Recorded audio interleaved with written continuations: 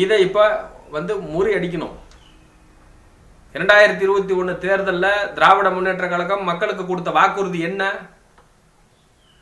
அவங்களுடைய வீட்டு வாசல்ல நின்னாங்க கொடி பிடிச்சிட்டு. அவங்களுடைய கிளை கழகம் வரைக்கும் இருக்கக்கூடிய நிர்வாகிகள் எல்லாம் கொடி பிடிச்சிட்டு நின்னாங்க.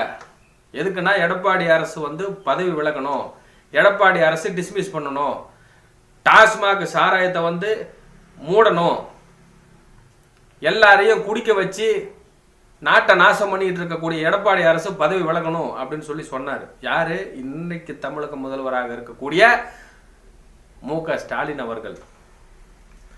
ஆனா ஆட்சிக்கு 5 ஆண்டுகள் நிறைவு பெற போகுது. இன்னும் 1 மாசம் 2 மாசம் தான் இருக்கு. இந்த காலத்துல ஆட்சிக்கு வர்றதுக்கு முன்னாடி நீங்க என்ன சொன்னீங்க?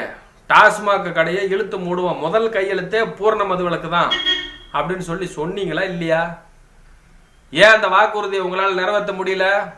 சகல வல்லமையும் சகல அதிகாரமும் எல்லா விதமான முடிவுகளும் தனித்து முடிவெடுக்கக்கூடிய அளவுல தானே நீங்க பெரும்பான்மையார் இந்த தடவை ஆட்சியில் அமர்ந்தீங்க. எல்லா விதமான சகல அதிகாரமும் உங்களுக்கு இருக்குல்ல. இந்த டாஸ்மாக் கடை இழுத்து மூடுறதுக்கு ஒரு சின்ன முயற்சி கூட நீங்க எடுக்கலையே. ஆனா டாஸ்மாக் வியாபாரத்தை இன்னும் அதிகப்படுத்தினாங்க. எல்லா மக்கள் மத்தியிலையும் இந்த டாஸ்மாக் சாராயத்தை இன்னும் விரிவடை செஞ்சாங்க.